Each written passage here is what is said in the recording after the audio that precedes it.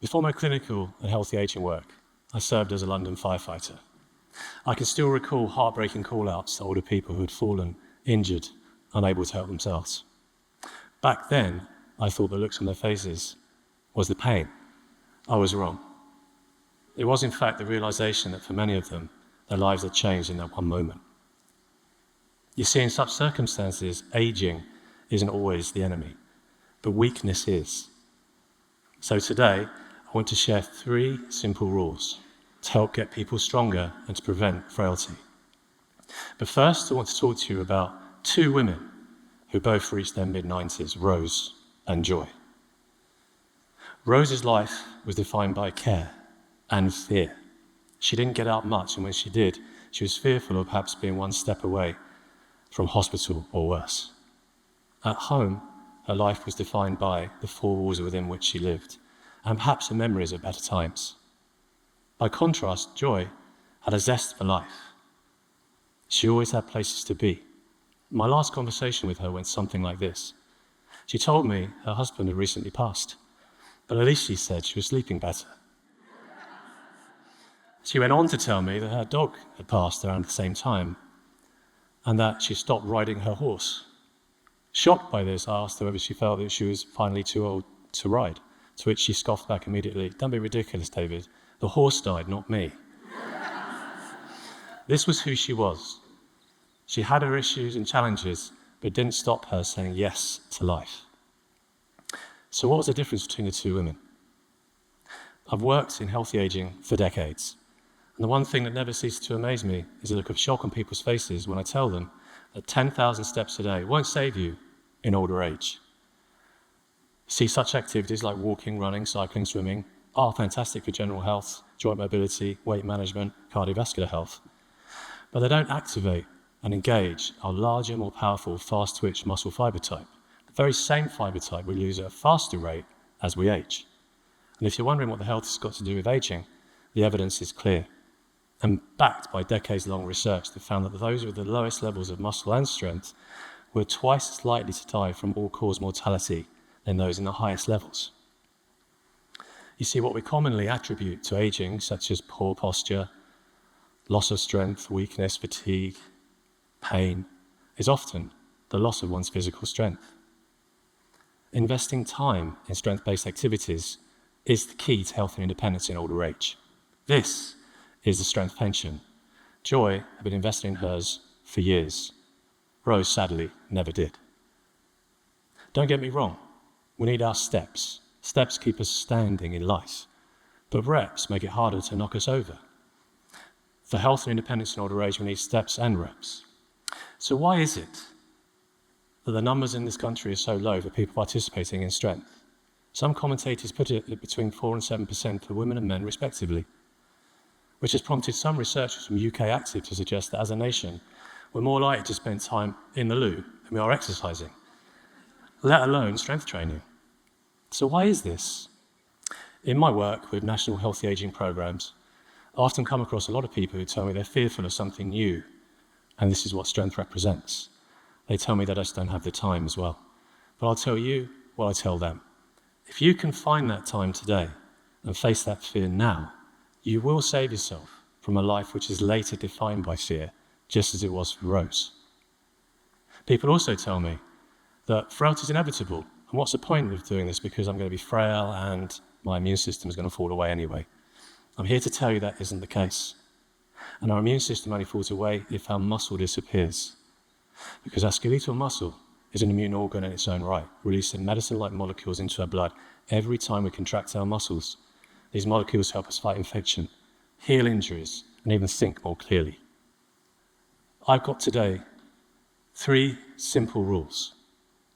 3 simple rules which, if adopted, can help you face that future with confidence. The first rule, it's never too late. I've worked with countless people in the 70s, 80s and 90s who felt it was too late for them, who felt that frankly strength training wasn't for them. I understand. But after only a few months of training, they felt better than they had in decades. So if you see someone who's older doing something extraordinary, like riding a horse in your mid-90s, You're not looking at a gifted athlete or super genetics. You're looking at someone who simply decided to start strength training and then didn't stop. This was Joy's superpower, and you can all have the same. So if you're not sure the strength is for you, think again. It is. And if you're not sure where to start in strength, the next rule is for you. But if I was to ask you, first of all, to visualize which areas of your body do you feel you should prioritize for strengthening in older age, how many of you are thinking about your hands? Grip strength is one of the most accurate predictors of health and independence in older age we have. Those in midlife with greater grip tend to live longer and retain more independence as they age. It's also often a deciding factor on whether we can remain living independently or not. Because without grip, we can't do simple things like dress ourselves, undress, cook, even open a heavy door. And the great news is, to get started in strength, all you have to do is perhaps squeeze a stress ball for a few minutes every day to start.